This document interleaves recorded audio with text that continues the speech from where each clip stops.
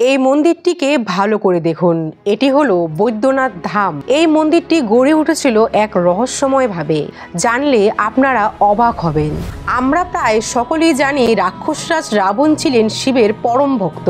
রাবণ সবসময় চাইতো শিবকে লঙ্কায় নিয়ে যেতে। একবার রাবণ তপস্যা করে শিবকে সন্তুষ্ট করে। শিবও রাবণের কথায় রাজি হয় এবং তিনি রাবণকে দিলেন তার লিঙ্গরূপ আর বললেন এই লিঙ্গ পথের মাঝে কোথাও রাখলে সেখানেই তা স্থায়ী হয়ে যাবে। রাবণ তারপর সেই শিবলিঙ্গ নিয়ে চলছিল, কিন্তু দেবতারা চিন্তিত হয়ে পড়ে এবং বিষ্ণুকে এক রাখাল ছেলের রূপে রাবণের সামনে পাঠালে। রাবণ তখন সেই রাখাল ছেলের হাতে শিবলিঙ্গটি দিয়ে প্রস্রাব করতে যায়। তারপর সেই রাখাল ছেলে শিবলিঙ্গ মাটিতে বসিয়ে দেয়। তখন শিবলিঙ্গটি স্থায়ী হয়ে যায় ঝাড়খণ্ডের দেওঘরে, আর সেখানেই তৈরি হয় বৈদ্যনাথ ধাম জ্যোতির্লিঙ্গ। সবাই ভক্তি ভরে কমেন্টে লিখুন হর হর মহাদেব।